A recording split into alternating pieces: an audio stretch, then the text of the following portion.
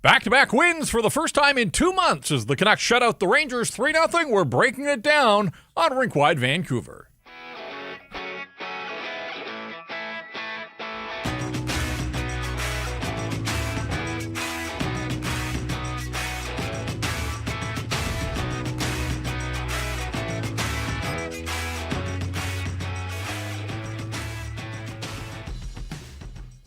Season's greetings, everybody. We welcome you inside the Pacific Toyota Dealers Studios. Visit shoptoyota.ca or your local Pacific Toyota dealer today. Jeff Patterson along with Irfan Ghaffar.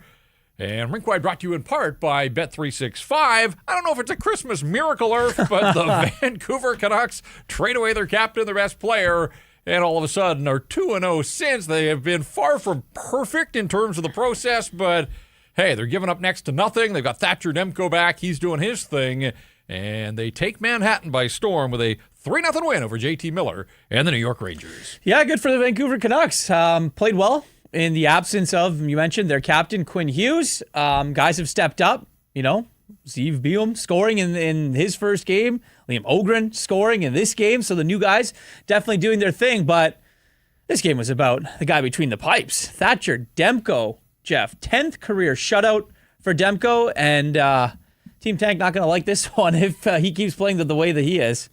No, and we said, they're not going to win every game the rest of the way, but they're also not going to lose every game, and that's just pro sports, that these guys are out here trying. The Rangers, in a word, stinky. At home, very much so. And so the Rangers didn't look like they were all that into it. They got rolled by the Ducks last night. This was back-to-back for them.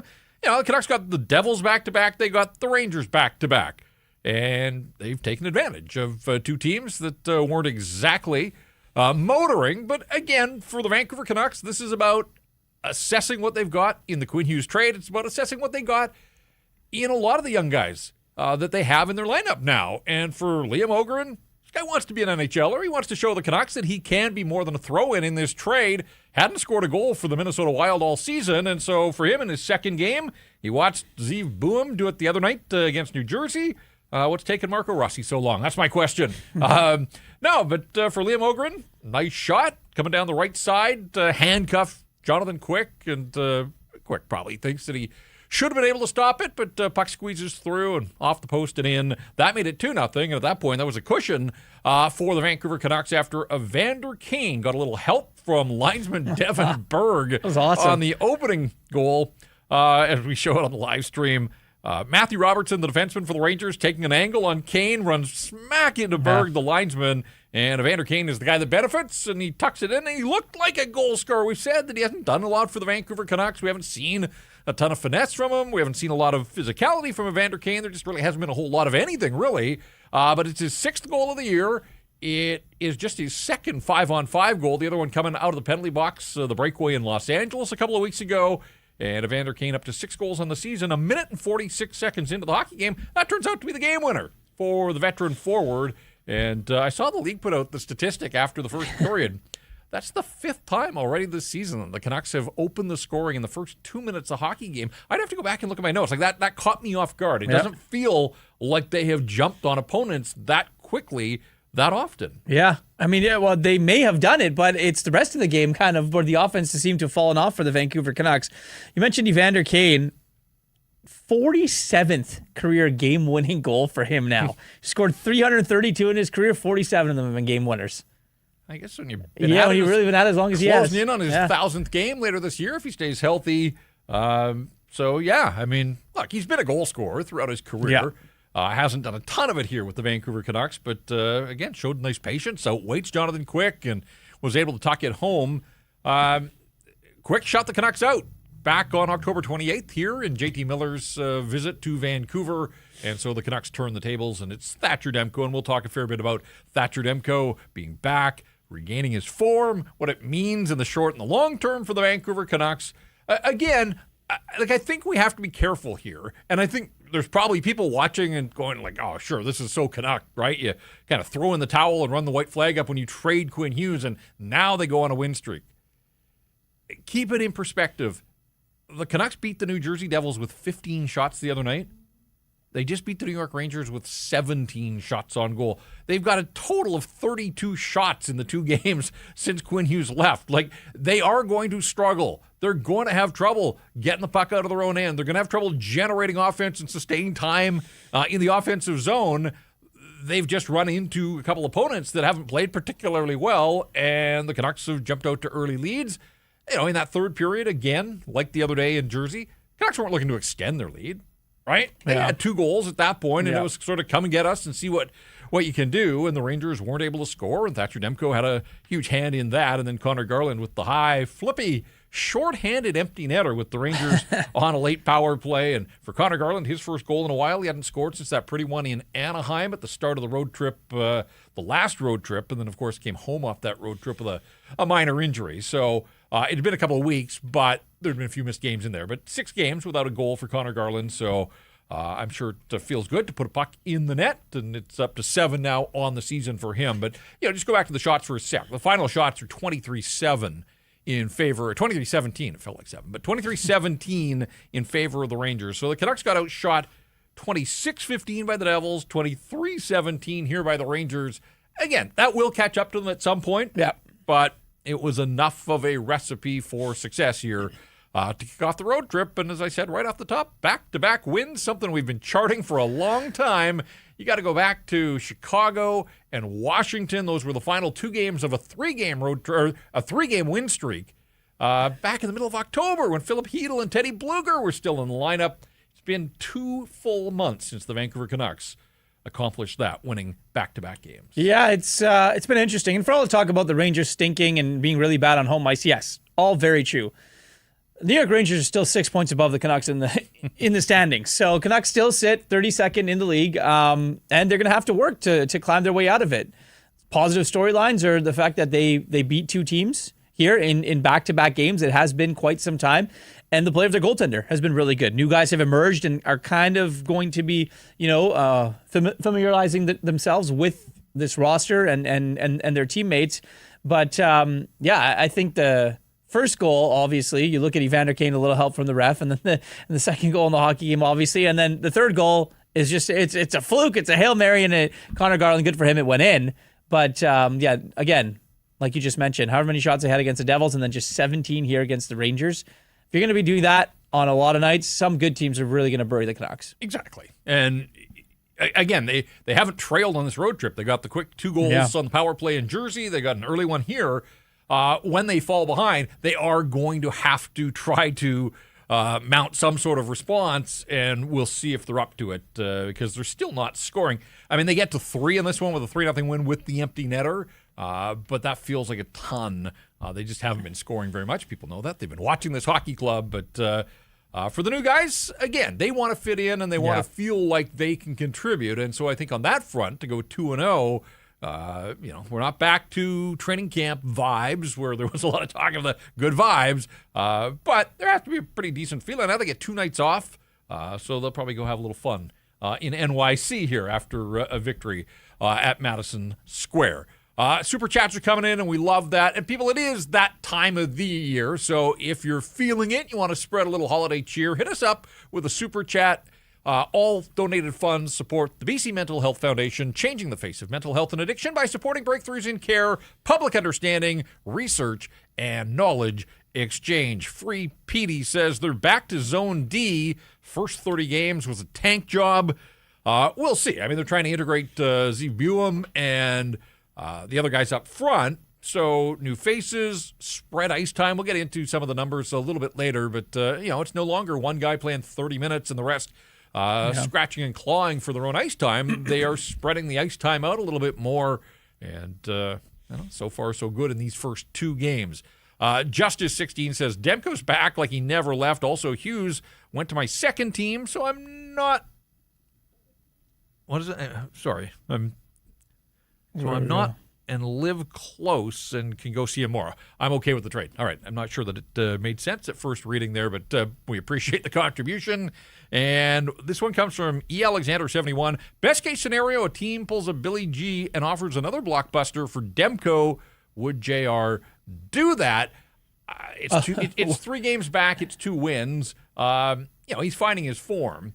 but I think most teams are in a big old wait-and-see mode with Thatcher Demko before anybody would pony up anything close to significant assets right now. Spadzilli, I'm feeling it. That was another super chat as well. You know who's been feeling it as well? Like you just mentioned, Thatcher Demko. And I think the positive, going back to the trades, we're going to be doing a lot of these shows until the trade deadline, Jeff, and it's going to be a lot of these questions from our listeners and things like that. But that's kind of where we're at in the season. And if this rebuild thing is going to happen, then other players are going to have to go. Is Thatcher Demko going to be one of them? Still remain that no one's off the table here for the Canucks. He's got a full no move again. But yeah, I agree with you. A lot of other GMs, especially those with cup contending teams, they're going to be looking to spend the $8 million for the rest of this season, next season, and the one after. Are going to have to make sure about that. And I think that's the kicker in all of this is the here and now. Is there a team that would say, hey, maybe we'll take a flyer on Thatcher Demko if he can stay healthy and it's hot, be a difference maker. It comes with the 3-year extension, and that's a big ticket and a lot of uncertainty still for a guy who just turned 30 and has the litany of injuries that he's had over the years. All right, I want to get to the 3 stars. 3 stars here on Rink Wide are always brought to you by Greta Bar, and we're packing up and we're ready to go. Saturday, the Canucks Army Watch Party will be there, at least early on. If you want to see Irf and get a photo with it, you're going to have to be there early because we're going to make our way back to the studio here to watch. The Canucks are in Boston that afternoon. Doors at 3 o'clock, puck drop just after 4 o'clock. And it's, again, days before Christmas, so it's sort of our Canucks Army Watch Party / Christmas party. Wear a ugly, funny Christmas sweater, wear a Canucks sweater, who knows? So it's up to you, but we're all going to sort of be in the mood, and we'll have some fun there. And, of course, Greta will put on a great show, as they always do, with the food and drink specials. We've got prizes, some trivia. So hopefully you can make it out. Here's your invitation right now. All you have to do to reserve a spot, and spots are filling up, so don't show up and think, there'll be lots of room for me. No, take the risk out of the equation here. Text Greta, 604-256-4022, 604-256-4022. Just text them. How many coming? Part of your party, and you'll be part of our party as well. The Canucks Army Watch Party at Greta Bar, the place to be, 50 West Cordova. Let the games begin. All right, 3 stars in the building. Clean sweep for the Vancouver Canucks. Thatcher Demko, the shutout, no surprise. He was the first star of Vander Kane with that game winner, and Liam Ogren with his first as a Canuck. He is star number 3. We go a little bit differently here. And we talked about Evander Kane, and winning goal early sets the tone. Terrific.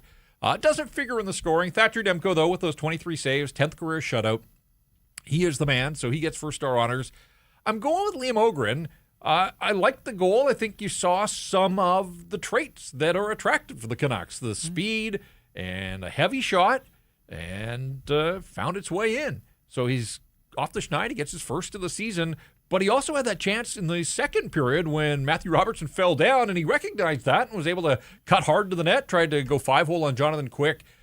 Didn't score on that one, but still, I liked his recognition of the situation that a Ranger defenseman was in peril and just blew right past him, took the puck hard to the net. So, this is I didn't notice a lot of him the other night. He drew a penalty in Jersey, but didn't play an awful lot, although played more against New Jersey than he did in this one. He was a low ice time man for the Vancouver Canucks, just 7-15. Now, there were quite a few penalties, and so a lot of special teams time. He's not involved there. But in his 7-15, he makes a mark in the hockey game. Had a couple of shots, had a hit. And so Liam Ogren gets second star nod. And Kiefer Sherwood, and you might say, well, what did Kiefer Sherwood do tonight? I thought Kiefer Sherwood was terrific in this hockey game. Kiefer Sherwood had 3 shots on goal. He had 6 hits. He had that incredible opportunity early in the second period. Broke in all alone. Doesn't score on the first chance, but the rebound comes right back to him. Probably Jonathan Quick's best save of the night, diving to his left. Robbed him. And robbed Kiefer Sherwood of his 14th goal of the season.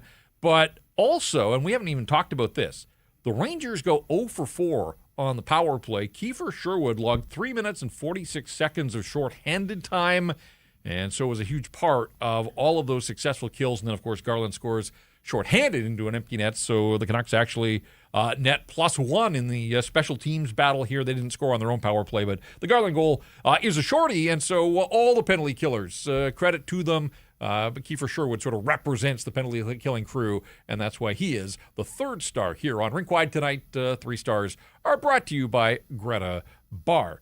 And I do want to take a moment here, because how many games? I mean, the Canucks have played 33 games. how many nights or have we done this and said, a lousy penalty kill sunk them, like it cost them a hockey game. Kind of quietly here, amidst everything else that's gone on around the Vancouver Canucks, the penalty killing's been clawing its way out of the basement. Now, it's still, I think, 29th in the league, which tells you how far down it was at one point.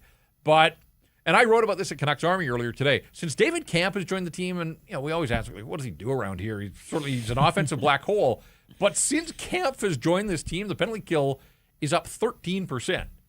And it's not ever just one guy, but he's won his share of penalty killing faceoffs, and so he's contributing that way. And obviously a guy like Kiefer Sherwood, who has taken on a fair bit, especially with EP40 out of the lineup. Other guys have had to step up here and log some key penalty killing moments, but they went 3 for 3 the other day in New Jersey and 4 for 4. So penalty killers have been perfect on this road trip, and that is a far cry from all those nights where they were giving up 2 on the regular, and it was costing them hockey games. Well, I think everyone's kind of doing it by committee now. It's not just one guy you need on that penalty kill. David Camp, obviously a big part of it, wins some faceoffs. He's pretty good in the circle. And doing it by a system, by committee. And, the Rangers' power play isn't that potent. I mean, they've got guys that can shoot the puck. They run a 5-forward power play. Yes. So when the Canucks get the puck, you're going, because none of them can defend in all reality. So they're one of the rare teams that goes 5-forward power play there, and everyone just wants to shoot. JT Miller, a 98-mile-an-hour slap shot with the extra attacker, was unbelievable. But they shoot a lot gets blocked, and credit to the Canucks. They got in shooting lanes. They were able to block shots, make life miserable. And then you even saw at the end, that Connor Garland goal. I mean, the puck gets blocked, and Garland doesn't panic. Plays it through the legs of the guy that was right in front of him. I can't remember who it was. And then off the boards to himself. Just a really smart play by a veteran guy. Yeah, I'm just looking at the shorthanded ice time. Again, they're spreading it around here. Phil Hronik, 3 minutes and 55 seconds. Marcus Pettersson, 4:01. Tyler Myers, 4:08. So Myers was the high shorthanded ice time guy, but all three of those defensemen basically within 10 seconds of each other. And then you had others like Connor Garland. You had Kiefer Sherwood, Drew O'Connor. Those are the guys that David Camp stepping up and getting it done shorthanded for the Vancouver Canucks. They beat the Rangers by a score of 3-0. Keep those super chats coming. We will read them as they come in here. Owen says, haha, they can't stop winning now. And then he says McKenna with the praying hands emoji. So this is the thing that, yes, they've won 2 in a row. They're still 32nd in the league. Like, this win does not vault them up the standings. It gets them closer to teams like Nashville and St. Louis and Seattle, Calgary. But for this night, once again, the Vancouver Canucks will remain dead last in the National Hockey League standings. They've got 29 points in 33 games. So they're a point back of Calgary. Flames are in action later tonight in San Jose. Nashville's at 30. And the Seattle Kraken certainly have entered the conversation now as a candidate to finish dead last. We've talked about St. Louis and their struggles, but the Kraken also 30 points. Now, they've played 30 games, so they've got a few games in hand here. They've got a better points percentage. They're at 500 by NHL measures, but they have 30 points, and the Canucks in dead last are at 29. So it's a logjam, and the Pacific's well represented at the bottom of the NHL standings this season. You and I, December 30th, the brilliant Seattle Kraken Vancouver Canuck game. Yes, bring it on. Got to hype it up. It's interesting when you look at the standings, obviously, and the way that teams are plummeting, and the East is such a mess where there's the difference between a playoff spot or wild card spot is just 1 or 2 points, and the West teams are starting to pull themselves away. So we're going to be sitting here and looking at it for quite some time, every single show, because that's where we are. We're now standings watching, and I think I do my vibes check at the end of the month. That's that December 30th game. I think that's the last game, right? They don't play on the 31st. Yeah, no. That is the last game. So we'll do that, and then we'll do Draft Simulator, and we'll get everything going that night. It'll be our sort of New Year's Eve party, a night early. We talked about Thatcher Demko as the first star. He again figures into our stat that stands out. So let's go there, and we'll do the stat that stands out. It is delivered by Uber Eats, and Uber Eats is enabling fans to maximize their fandom all season long with exclusive game day deals on the app. We tell you every show. Every time the Canucks are playing at home, you can get a buy one, get one 6-piece chicken McNuggets from McDonald's in Vancouver only on Uber Eats. From game day eats to paper plates and napkins if you're hosting to all the ingredients you need To make your favorite game day dip before, during, or after the game, Uber Eats is assisting every fan's hockey experience all season long. Hashtag crave the stats. And this stat might send some shivers up the spines of Canuck fans that do want to see the bottom fall out, because Thatcher Demko returned in the Buffalo game, gave up 3 that night, and they lost to the Sabres. Then they go out on the road. He gives up 1 in Jersey the other day, and none here. Added up, 4 goals in 3 games since his return from injury. So is this a case of Thatcher Demko is backed up to speed already? Is it a case of playing a bunch of middling to lower tier teams like the Buffalo Sabres the other night, even though they scored 3?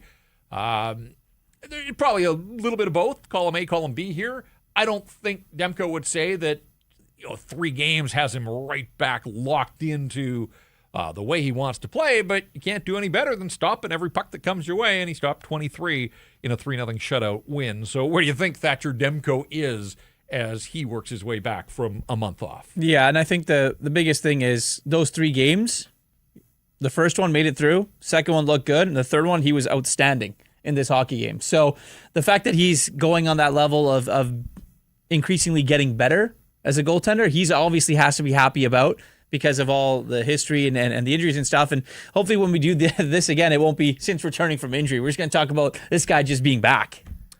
Yeah. Hey, congratulations, Thatcher, on the shutout. Now take a seat. You've played 3 in a row. You can't play them all. We know that, and the Canucks can't run that risk. So even with the shutout, this will be interesting. This will be a good test for Adam Foote. I mean, conventional hockey wisdom, you get a shutout, you're the guy again. They've got back-to-backs Friday and Saturday. I would think before this game against the Rangers, the plan was Kevin Lankinen on Friday, give Demko an extra day rest. He would get Boston, played at Boston College, and then you'd have Lankinen for the Philly game to take them into Christmas. But maybe plans change. If they were going to split the 2 anyways, maybe you let Thatcher run here and start a 4th straight game against the Islanders. No travel, the extra day of rest. If people have concerns about playing him too much, overplaying him, he was really good in the second period of this game. He wasn't that busy in the third, even though the Rangers had the late power play. When I looked through my notes, it was the second period. JT Miller's line was buzzing at one point, and then that was followed up. Artemi Panarin, I think it was Lafreniere that set him up in the slot. Demko stared him down, and Panarin had a really good look. Didn't score then, and then again, Panarin alone in front. Actually, I think the first one was Panarin off the rush, came into the slot, weaved his way in, got a good look. The second one was Lafreniere setting him up all alone in front. And so there were some saves there. And, if the Rangers score in the second period, we talked about the fact that the Canucks didn't really push in the third. Maybe it's a different hockey game. But Thatcher Demko earned his keep definitely in the second period, and in the third period was there to close the door. I think his best save was probably off Connor Sheary. He was in front of the net. Gavrikov got on the puck midway through that third period, and Demko there to close the door. So, Thatcher Demko delivered like Uber Eats delivers, and they've got a bit of a goaltending decision to make as they head for the Island on Friday. I think Shorty said first shutout at MSG since 1999. Yeah. Kevin Weeks was in goal for the Vancouver Canucks then. It's been a long time. It has been a very long time. Yeah, no, good for them. Yeah. Good for Thatcher Demko. I mean, again, I get where the fans are coming from. They don't want to see Thatcher Demko pitch shutouts on the regular here, but when he is locked in, he's fun to watch. He does this about as well as anybody in the National Hockey League. It's just a question of, can he stay healthy? And we're going to continue to ask that only because of his history. Now, as we said, this thing wasn't a masterpiece. And so don't want to get too fired up about a win with 17 shots, because, as we told you earlier, Evander Kane hasn't scored a bunch. He got his 6th of the season. Ogren gets his 1st. It was another, I thought, relatively quiet night for Brock Besser, who didn't take the morning skate, and you do wonder. Remember, he was questionable for a game last week, and Adam Foote, again, after the morning skate, talked about discomfort there, and so you wonder how close to or how far from 100% Brock Besser is. And then his night got off to a tough start. First couple of shifts, he blocked his shot, looked like he was in some distress as he hustled to the bench. So, they've moved him away from David Camp, he's getting a chance to play with Marco Rossi, Jake DeBrusk. That line didn't do an awful lot. Not that anybody really did a ton offensively, but, there's still room for improvement. You still want to see, and obviously, I joked right off the top when I said, okay, Marco Rossi, how come you haven't contributed yet? What did you see from Marco Rossi tonight? Took the late penalty. This is, as people get to know Marco Rossi a little bit better, penalties are not part of his game. Just the second trip to the penalty box, his first as a Canuck, but had only one penalty in Minnesota. Rossi played a lot again, 18 minutes and 59 seconds of ice time, didn't have a shot on goal, had one attempt, won 7 of 12 faceoffs, so he keeps his head above water in the faceoff circle there. But I don't know about you, I didn't really notice him an awful lot. And I think that's what you want from your second or third line center in most cases, but you don't really want that from the guy that's supposed to be the guy right now. And I think for Marco Rossi, obviously, we're going to cut him some slack a little bit, let them kind of get acquainted to the team and do all that and everything, but a little bit more offense. You can't not have a shot on net. You're the number one center on this team. You can't not have a shot on net in a hockey game. We've sat here and absolutely buried Elias Pettersson for it as the number one center, and by default right now, Marco Rossi is that guy. They traded for him and they put him in that position. He is there now. He's got to put the puck on the net. Yeah, and look, on the night, Rossi doesn't have a shot on goal. Jake DeBrusk doesn't have a shot on goal. Yeah. Brock had the only shot on goal of that trio. Yeah. It's just not good. That your top line can't be doing that. Artemi Panarin on his own had 8 shots on goal on 11 attempts. This guy has 36 attempts in his last 3 games. He had 10 last night. He had 15 on Saturday against the Montreal Canadiens. Now, did he find the back of the net? No, but not afraid to shoot the puck. And when you have 11 attempts, it tells you got the puck in shooting positions an awful lot as a night goes along. So, yeah, look, they won. We're not here knives out, but they make the trade for Rossi. They're going to get Elias Pettersson back, I think, at some point. We'll see. They're 2 games into this trip. It's 5 games now that EP40 hasn't played for the Vancouver Canucks. But I do want to see what they look like with a legitimate 1-2 down the middle, and we'll see when Petey gets back in there. But, yeah, I'm with you. I know they're on the road and the other team gets to match up and all that kind of stuff, but still, come on. Besser and DeBrusk, they've now got a playmaker. He's got to get them the puck, and they've got to find a way to do a little bit more. All the flowers the other day for Ziv Bouillon, and understandably so. Looked terrific in his debut. I thought he had his moments in this game as well. Plays 22-31, so they're giving him a long look there, paired with Tyler Myers. Took a penalty at one point. That's fine. That's going to happen. Just a single shot on goal for him, credited with a couple of giveaways. Made a nice defensive read, though. Rangers tried to spring a guy coming out of the penalty box for a breakaway, sort of a home run pass, and read it properly, cut it off, and took it out of harm's way there. So, again, I would say of the 3 tonight, Ogren scored, so obviously you noticed that. I thought Bouillon had his moments. I would probably slot him second among the newcomers in this hockey game, and then Marco Rossi for the reasons that we just talked about. But what did you see, if anything, from Ziv Bouillon in his second game as a Canuck? Again, not looking out of place. He's a guy that, it's not as exciting, obviously, as Quinn Hughes when he gets the puck on his stick, but he tries to make things happen. And I think that the coaching staff is going to like that. Played with Tyler Myers. You saw before the puck drop, Tyler was going over and giving him some words of encouragement, maybe trying to tell him where to go, where to be. And it's got to be a whirlwind, obviously, for them. A couple of games in now. Hopefully, they're going to start to get a little bit slower and slow things down a little bit. Do they have a practice day? They probably do between now and now their next game. Practice day. Yeah, so they're going to have a practice day, be able to work on things a little bit more. But I like them. The top end talent is really, really, really high on Ziv Bouillon. He did an interview in the morning with Johnny Lazarus, who obviously works with us, and he told Johnny that when Billy Guerin was calling him, he thought he was sending him down instead of being traded. So I think fans are really going to like this guy. Obviously, he's a winner. He's won at every level that he has played at, and hopefully he can help this team get better. Yeah, he plays 4 minutes and 17 seconds on the power play. That was a team high.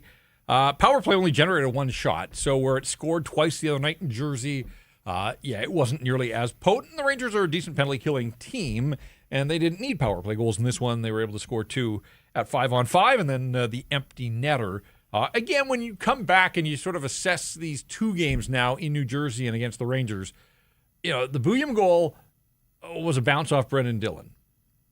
The Kane goal tonight, big assist to the linesman. And then an empty netter. So there's 3 of the 5 goals that they have scored. It's not like they're an offensive juggernaut. They're taking advantage of some situations. They're getting a little bit of help. Bounces going their way. Bounces generally level off. So we'll see how things go as they move on to the island on Friday. Won't have to face Bo Horvat, I don't think. He's out of their lineup, and I don't believe that he'll play in that one. The Islanders were in Detroit tonight, ended up losing 3-2. So they're coming off a loss, and the Canucks roll in there on Friday with these back-to-back victories. This segment of Rink Wide Vancouver, a presentation of your Pacific Toyota dealers and the Toyota Prius plug-in hybrid. It's a no-compromise approach to electric vehicles that offers the best of both worlds. You can drive up to 72 kilometers on the battery alone. That's enough to get you from downtown to the rink to the grocery store and then home to plug in and recharge. It seamlessly transitions from electric mode to the gas engine for a combined range of 962 kilometers. No sacrifices when it comes to horsepower or style with its sleek, low, wide exterior and sophisticated interior, loaded with tech that's actually easy to use, plug in to recharge at home or at one of over 2,000 public charging stations in British Columbia alone. Right now, you can lease a 2026 Prius plug-in hybrid SE from $109 weekly at 3.99% APR for 64 months with $3,300 down. Visit shoptoyota.ca or your local Pacific Toyota dealer today.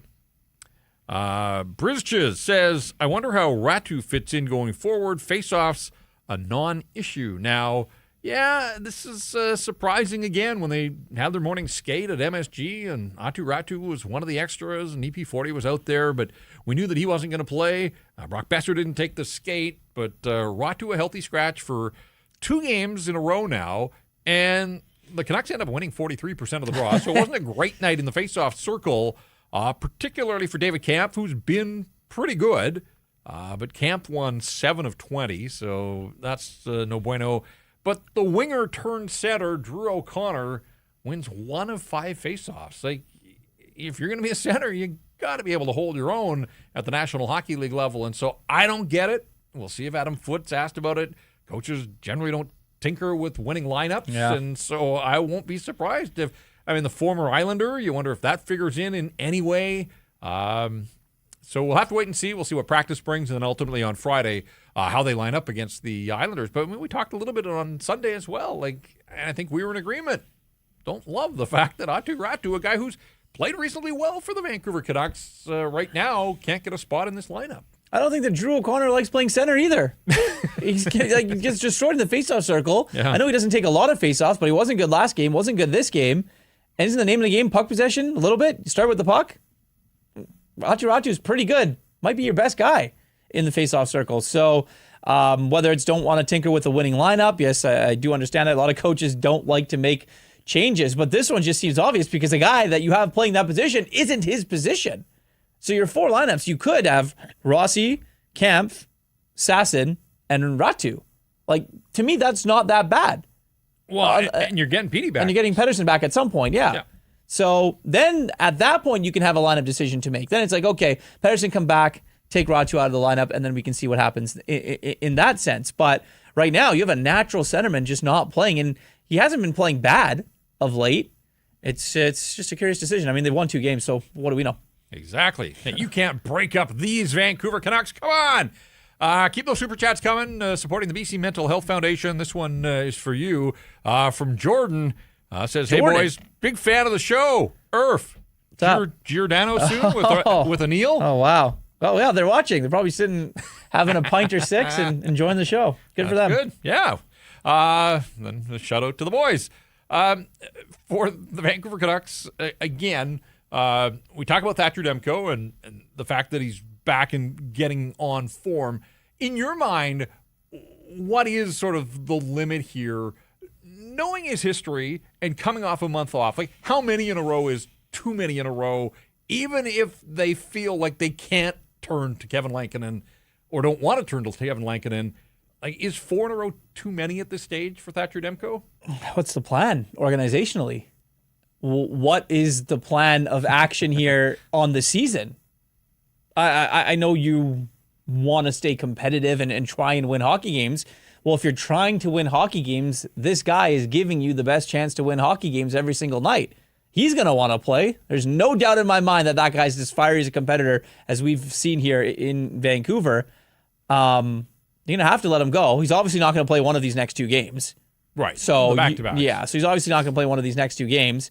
And then I think he plays Friday, and then I think he plays Monday in Philly. I think Lankinen gets the Boston game against Rick, old coach. Yep. Throw him in there. All right. Well, Yeah. We'll see how things go. I do want to take I just think that the rhythm that he's in right now, I think that for him to have him be at his top of his game, and I know no one wants to hear that, but for him to be at his top of his game, Adam Foote probably wants that. So give him that one day off, and then just keep him kind of going and see what happens. For the Rangers, and this story's been well documented, they're terrible on home ice. And the proof was there for all to see. They have 4 wins. Like the Canucks, they have 4 wins on home ice this season. But unlike the Canucks, they have been shut out in 6 home games. And we talk regularly about how bad the Canucks have been at Rogers Arena and the fans aren't getting their money's worth. But the Canucks have only been shut out, twice by the Rangers in Detroit. This is the 7th time this season that the New York Rangers have failed to score a goal. 6 of those have come in front of the paying customers at MSG. So that is tough. 24-hour span, they get spanked by the Ducks 4-1, and this is their response. And this is with Mika Zibanejad back in the lineup after he was suspended by the team for a game for missing a team meeting. And He said he got stuck in traffic. Huh? He's like, I know it. I've been here for 10 years. Like, I know it, but I got stuck in traffic. And so, the very volatile JT Miller can't be having a ton of fun. He hasn't done a ton offensively, but in a game like this one, JT plays 22 minutes and 21 seconds, 3 shots, 7 attempts. We talked about there was the one shift there when he was buzzing. Obviously, he's part of the power play. He's out there trying, but just this team, for whatever reason, cannot find its offense on home ice. And so the frustration will continue there for everybody, top to bottom. Mike Sullivan, the head coach. That's what I was just gonna say. That Mike Sullivan, bring him in not to win and compete in the playoffs and finish near the bottom of the standings. You bring him in to try and win a Stanley Cup. So they're gonna have to turn things around fairly quickly in New York.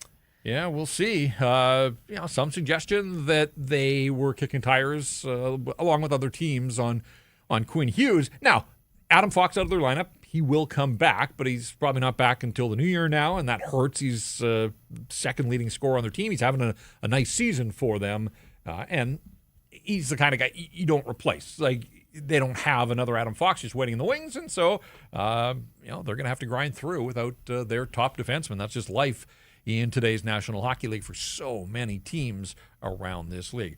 Taking a look under the hood, the underlying numbers in this hockey game.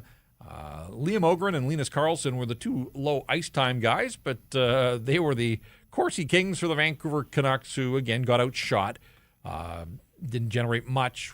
What did they have? They had 10 shots in Jersey at 5-on-5. They outdid themselves. They had 15.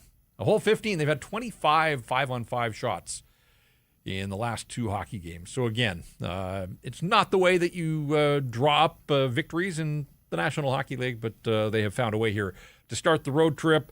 At the other end of the scale here, tough night for Tom Willander and really DPD had paired together. They didn't play a ton, but for Willander, the shot attempts were 13-4 in favor of the Rangers. The actual shots were 6-2, no blood, because he wasn't on the ice for any of the goals at 5-on-5. So there's that one shift that him and Bium got absolutely pinned in their own end. No, that was that second period where they, you're right, and guys on the broadcast were noting Canucks were dying to get a line change, and they just couldn't. They had a couple of failed clearing attempts, and so, another on-the-job learning here for the young defenseman on the Canucks blue line.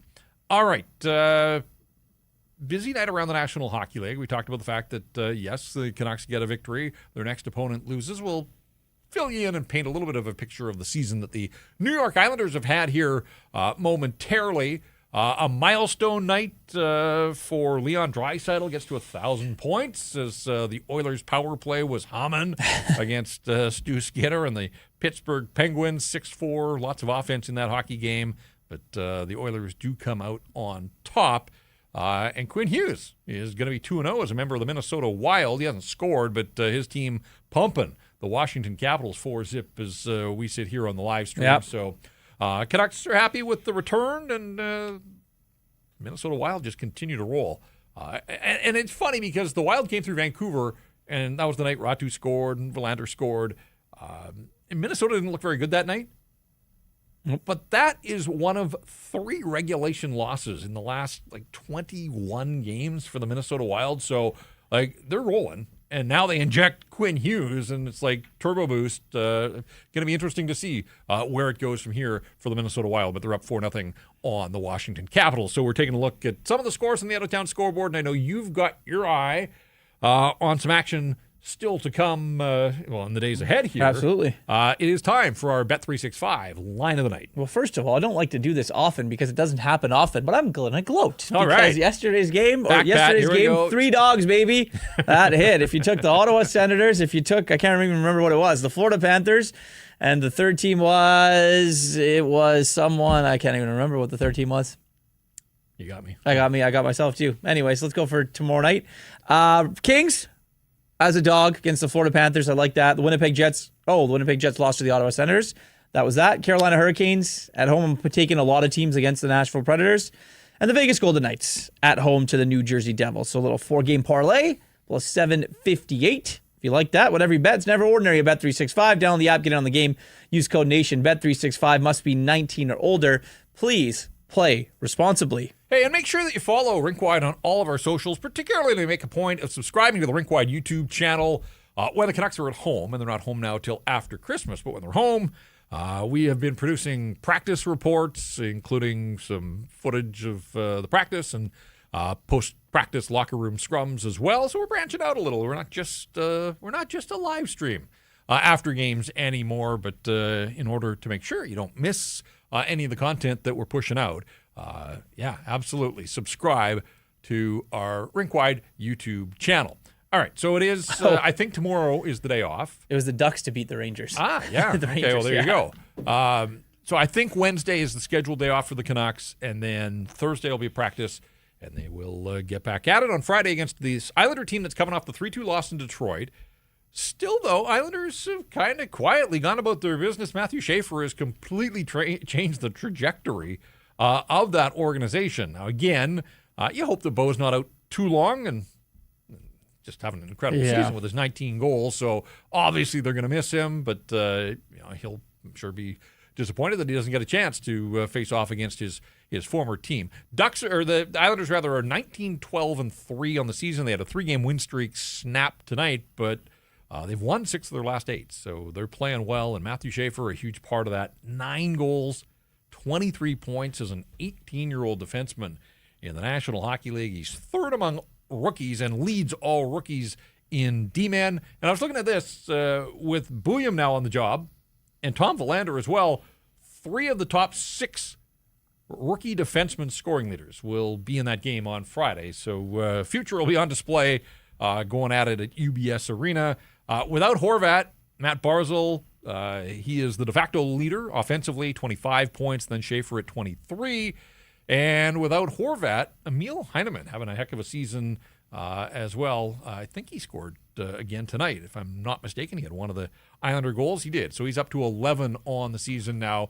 A far cry from the 19 that Bo Horvat's got. You don't replace those 19 goals the way Bo has been going, but Heineman's doing his part, and he's up to 11 now. And Ilya Sorokin's been awfully good. And David Rittich still grinding out an NHL career. I don't know. Again, there's enough days off here that Sorokin probably will be in goal on Friday, I would imagine, but we'll see what Patrick Waugh does there.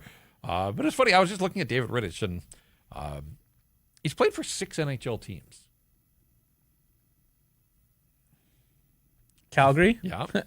LA. Mm-hmm. The Islanders. Now the Islanders. The Islanders. Who are the other 3? I have no idea. Toronto, briefly. Oh, wow. Nashville. and he was in Winnipeg as well. There's no chance I would have got those 3. Right. Yeah. He started 48 games in Calgary one season. I remember that. I know, I don't think of him being an absolute workhorse number one, but he was for the Calgary Flames in the season that was cut short by COVID. So I don't know. I'm not sure why we're going down David Rittich Boulevard. David Rittich Road. Might see him on Friday, but something tells me it'll be Sorokin. Yeah, the Islanders, I mean, look, Canuck fans aren't going to want to hear this because they just won 2 games, but it's insane how a number 1 overall draft pick can change the trajectory of the team right away. I mean, obviously Matthew Shaver is an elite talent, and if Gavin McKenna is as advertised, things can completely change. But I credit a lot of it to Matthew Darche and what he's done and been able to come in, and it's a completely different culture there. Talking to people with the Islanders organization, look, I mean, Lou Lamoriello is Lou Lamoriello. It's a lot of, put your work boots on and go to work. The Islanders are having a lot of fun. There's a lot of fun. They're doing a lot of behind the scenes content, all sorts of stuff, a lot of team stuff. Those guys out there are just having a really good time, and the fan base is loving it yet again down on Long Island. That arena is great. I haven't been, but what I've heard, it is an awesome place to go watch a hockey game. So it should be good on Friday night. Yeah, that was one of the few that I haven't been to. Yeah. It was coming online when I was out there traveling just before COVID, but I saw them play at Barclays, but I have not been to UBS. But I will say this about Schaefer. Obviously, a first overall pick. You're an incredible prospect for a reason, but remember, he missed so much time in his draft year with injuries. I just thought that was going to be difficult for him to make up this quickly. But it's like he didn't miss a beat and then jumped right into the National Hockey League and hasn't looked back. And so, I'm not surprised that he's on the path to being this incredible player. I am surprised that it's happened this quickly for him. But I just think it's really cool that Islanders were one of those organizations that sort of was spinning its wheels. They needed a boost. And so, every time the lottery balls fly, there's always a couple teams you're like, I don't want them to win. I had no problem. When the Islanders won the draft lottery, I thought, all right, it's kind of cool. And they could use the shot in the arm, and they've got it from Matthew Schaefer. So I'm looking forward to seeing him against the Vancouver Canucks for the first time in the National Hockey League on Friday.